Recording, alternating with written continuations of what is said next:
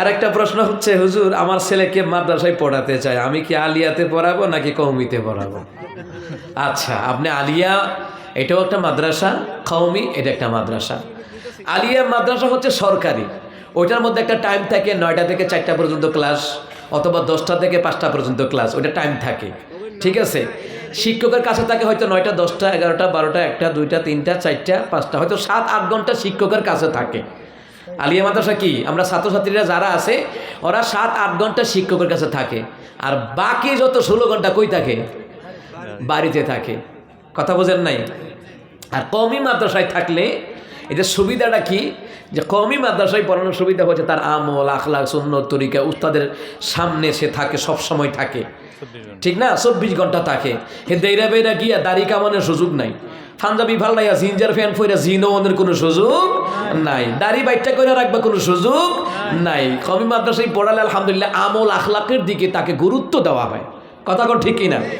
কিন্তু কখনো এটা বলা যাবে না আলিয়া খালিয়া, কোনো মাদ্রাসাকে ছোটো করার সুযোগ নাই। কম হোক বেশি হোক, আলিয়া মাদ্রাসা কোরআন হাদিস পড়ানো হয়, কওমি মাদ্রাসা আরও বেশি পড়ানো হয়। কিন্তু অহংকার করা যাবে না আমি কওমির আলেম, আমি আলিয়ার আলেম, না। 500 বছরের ইবাদতের বুজুর্গ দিয়েও জান্নাত পাওয়া যাবে না। কিতাবে আসছে যদি আল্লাহ দয়া করে একজন ভিক্ষুককেও আল্লাহ জান্নাত দিয়ে দিতে পারে। কথা কোন ঠিক কিনা? কিন্তু মাদ্রাসা নিয়ে বিভ্রান্তি ছড়ানো যাবে না। আবার আমার দেশে তো বেদাতিরা বিভ্রান্তি ছড়ায়, ওয়াহাবি মাদ্রাসা, ও তুই কিটা?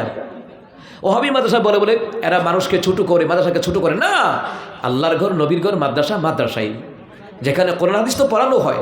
একটাতে পড়ানো হয় 8 ঘন্টা, আরেকটাতে হয়তো 24 ঘন্টার মধ্যে হয়তো বা 12-13 ঘন্টা পড়ানো হয়। এরপরে লেস্ট আছে, ঘুমের টাইম আছে, খাওয়ার টাইম আছে, নামাজের টাইম আছে।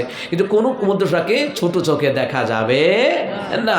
আলেম বানান সন্তানকে, আপনি পারলে আলিয়ার থেকে আলেম বানান, আপনি কওমি থেকে আলেম বানান, আলহামদুলিল্লাহ।